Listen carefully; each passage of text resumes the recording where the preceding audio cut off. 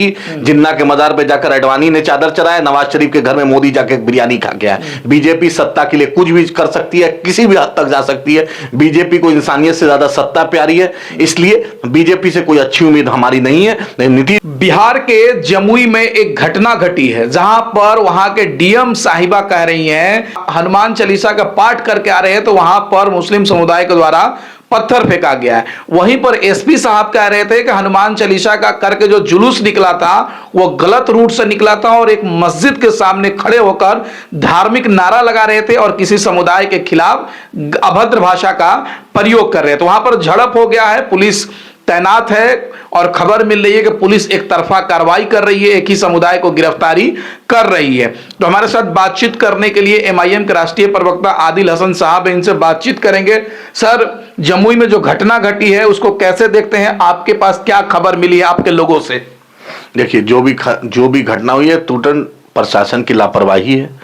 खुद एसपी साहब ने बोला है, सस्पेंड किया है उस लोग को। क्यों भाई परमिशन दिया गया उस रूट से? अब मस्जिद के सामने जिन्नात निकलता है क्या? जो सब धार्मिक नारा जो तकलीफ दे नारा वही मस्जिद के सामने निकलता है। और डीएम साहिबा, आप डीएम हैं, इंसाफ कीजिए। हमेशा डीएम नहीं रहिएगा, 1-2 साल और रहिएगा, ज्यादा से ज्यादा चमचागिरी प्रतियोगिता में फिर चले जाइए सेक्रेटरिएट, कोई नहीं पूछेगा।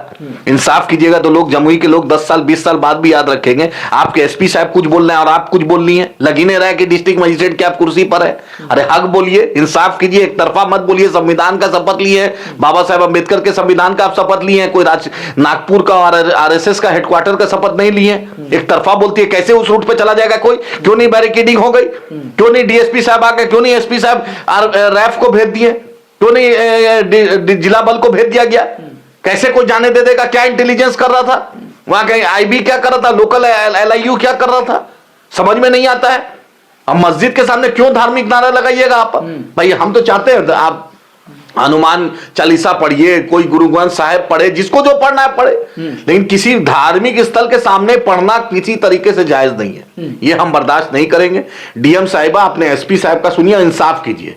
लेकिन वो तो कह रहे हैं कि पत्थरबाजी किया गया है। पत्थरबाजी कोई करेगा? वीडियो दिखाइए, वीडियो दिखाएंगे वो दिखाएंगे। क्यों नहीं प्रशासन? जब सुप्रीम कोर्ट का खुशबू पांडे एक लड़की है, सोशल मीडिया को वीडियो डाल रही है कि हमें मारा गया, हमारे लोगों को हमें मारा गया। सुप्रीम कोर्ट का फैक्ट फाइंडिंग कमेटी की रिपोर्ट, 45 मिनट में कोई भी दंगा को डीएम एसपी उसको रोक सकता है। और होम मिनिस्ट्री का डायरेक्टिव है कि कोई भी जुलूस, धार्मिक जुलूस होगा, उसका वीडियोग्राफी क्यों नहीं डीएम साहब ने किया? क्या आपको कमी थी? पैसा आपका लग रहा है क्या? सरकार का पैसा, टैक्स पेयर का पैसा। कम से कम ये आपसी तनाव तो नहीं होता। अब वो लड़की पहले भी आकर नफरत फैला के गई है। वो तो यहां पर आके टूरिज्म करने आती है, बस आई, घर जमुई है, 2 दिन के लिए आई, नफरत फैला के चली गई। उसका तो पिछले 3-4 साल का रिकॉर्ड आप उठा के वीडियो देख लीजिए। तो क्यों उसको प्रमोट किया गया? प्रशासन ने क्यों नहीं? जब वो आई, प्रशासन का एलआईयू क्या कर रहा था? इंटेलिजेंस वो आई, जो जिसका रवैया ही वही है, नेचुरल है, कुछ ना कुछ करेगी, कुछ ना कुछ करेगी। तो क्या कर रहे थे डीएम साहिब? आप एक तरफा बोल रही है। अरे एमपी एमएलए का मत सुनिए, इंसाफ का सुनिए, कुर्सी का सुनिए। हमेशा डीएम नहीं रहिएगा। हम भी उसी घर से आए हैं, हम भी अपने घर में देखा है प्रशासन क्या होता है।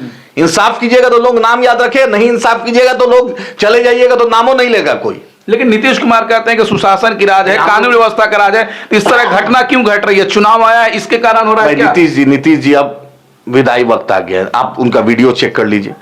नीतीश जी स्टेट्समैन थे, हम उनकी इज्जत करते हैं, लेकिन नीतीश जी अब आउट ऑफ, उनसे कुछ नहीं संभल रहा है। अब चंटू बंटू जो है, मेन के इनका जो चंडाल चौकड़ी है वही सब संभाल रहा है। नीतीश जी से अब नहीं हो पा रहा है। आप देखिए ना भाई, तो गांधी जी की शहादत के दिन कोई ताली बजाएगा? बोलिए। नीतीश जी को नहीं समझ में आ रहा। महाकुंभ में जो इतना जो व्यवस्था में, जो सिस्टम में इतना होल है, गैप है, नहीं दिख रहा है कि ट्रेन की स्थिति क्या है? नहीं बोला जा रहा है। आप ही के बैसाखी पे तो मोदी की सरकार है। क्यों नहीं स्पेशल बिहारियों के लिए दिल्ली में स्टैंपेड हुआ, बिहारी मरे, नहीं दिखता है आपको? क्यों नहीं स्पेशल ट्रेन का व्यवस्था हुआ, स्पेशल बस का बिहार सरकार व्यवस्था करा रही है? खाली मुआवजा 2 लाख रुपया 3 लाख रुपया देने से होगा क्या? उस मरे हुए परिजन को पैसा देने से होगा कि इंसाफ से होगा? उसके लिए अच्छा व्यवस्था कराइए।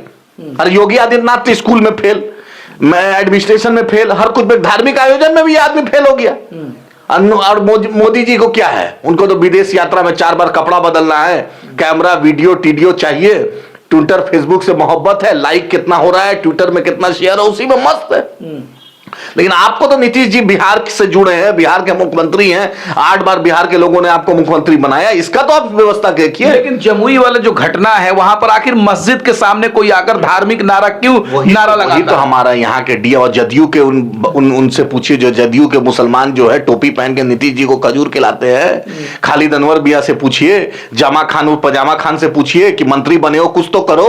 तो मासूमित जी तो मंत्री, आपका जो वहां का जमुई का मंत्री आपका दोस्त है अशोक चौधरी जी, क्या तो चमचागिरी में सुबह शाम लगते हो। अशोक चौधरी जी का घर है। अशोक चौधरी जी आप तो अभी भाजपा ही नहीं हुए हैं। जिंदगी भर आपके पिताजी कांग्रेस में थे, आप कांग्रेस में थे, अभी कुछ दिन से जदयू में गए कि विलय कर दिया आपने भी अपने आप को भाजपा में।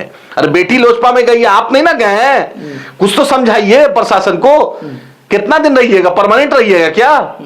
बिहार को टेक्सटाइल मिनिस्ट्री से दिला नहीं पाएंगे, गिरिराज सिंह को बोल नहीं पाएंगे, जीतन मांझी गिरिराज जी को बोल नहीं पाएंगे, बिहार में रेल कारखाना खुलवा नहीं पाएंगे, बिहार में इंजन कारखाना खुलवा नहीं पाएंगे, बिहार में कोई इन्वेस्टमेंट अदानी अंबानी आरामको का करवा नहीं पाएंगे, लेकिन चमचागिरी योग्यता पर लगे हुए हैं मांझी जी। अरे शर्म कीजिए भाई, आप उम्र के आखिरी दहलीज पर हैं, 80 साल हो गया, खाली बेटा बहू को एमपी बनाने के चक्कर में मत रहिए। अभी बीजेपी दिखाएगा, आने दीजिए 25 में सीट शेयरिंग में इनको अभी औकात, फिर उछलेंगे इधर से उधर, हम तोड़ लेंगे, हम तोड़ लेंगे, तोड़ लेगा। बीजेपी को आपके तोड़ने से फर्क नहीं होगा। नीतीश जी ने जकात फितरा दिया था तो मुख्यमंत्री बन गए थे, वहीं पर किया। लालू जी ने किया तो बेटा एमएलसी बन गया, मोदी जी ने दिया तो अभी आप मंत्री बन गए। आप में कुछ नहीं है, एक क्रेडिबिलिटी लाइए मार्केट में। मुसलमानों ने आपको हमेशा साथ दिया है, उसकी भी लाज रखिए। इसलिए हक की बात बोलिए। बिहार जो अभी भी 26 तारीख तक जो महाकुंभ है उसकी व्यवस्था में सुधार करे भारत सरकार, बिहार सरकार, उत्तर प्रदेश सरकार, और जमुई में इंसाफ हो, रूल ऑफ लॉ हो, और डीएम साहिबा एसपी साहब का सुनिए और इंसाफ कीजिए, एक तरफा कार्रवाई मत कीजिए। आखिर कारण क्या है कि इस तरह की घटना घट रही है? इसी साल बिहार में चुनाव होने वाले हैं, चुनाव को देखते हुए इस तरह घटना घट रही है। कुछ भी हो सकता है। बीजेपी लाशों पर राजनीति करना जानती है। पुलवामा आपके सामने एग्जाम्पल है। सत्यपाल मलिक साहब गवर्नर का सुन लीजिए, जाकर अजहर मसूद को कंधार बीजेपी ने छोड़ा। बीजेपी का राष्ट्रीय अध्यक्ष बंगारू लक्ष्मण ने रक्षा दलाली की, जिन्ना के मजार पे जाकर अडवाणी ने चादर चढ़ाया, नवाज शरीफ के घर में मोदी जाके बिरयानी खा गया। बीजेपी सत्ता के लिए कुछ भी कर सकती है, किसी भी हद तक जा सकती है। बीजेपी को इंसानियत से ज्यादा सत्ता प्यारी है, इसलिए बीजेपी से कोई अच्छी उम्मीद हमारी नहीं है। नीतीश जी से उम्मीद है कि इंसाफ हो और बिहार में कानून का राज हो, शांति हो, और बिहार गौतम बुद्ध और लॉर्ड महावीरा की सरजमी है, गुरु गोविंद जी महाराज की सरजमी है, शेख सरफुद्दीन यहिया मनेरी की सरजमी है। बिहार ने अमन का पैगाम दिया है। इंशाल्लाह बीजेपी कभी कामयाब नहीं होगी। तो आप लोग क्या करेंगे जमुई घटना को? नहीं, हम लोग कल डीएम होम सेक्रेटरी साहब और डीजीपी साहब से इंशाल्लाह मुलाकात करेंगे। अख्तर उल इमान साहब मेरे रियासती एमएलए, और पूरी टीम एमआईएम डेलीगेशन जाएगी और इंशाल्लाह हम आवाज उठाएंगे। इंसाफ होगा जमुई, एकदम कोशिश करेंगे। हमेशा आखिरी लड़ाई लड़ेंगे, चाहे बिहार में, चाहे हिंदू के लिए हो, मुसलमान के लिए हो, किसी के लिए हो, कहीं भी नाइंसाफी होगी, एमआईएम उसके लिए खड़ी रहेगी। चलिए, बहुत शुक्रिया सर बातचीत करने के लिए। तो आदिल हसन साहब हैं जो एमआईएम के प्रवक्ता हैं, इन्होंने बेबाकी से अपनी बात रखी।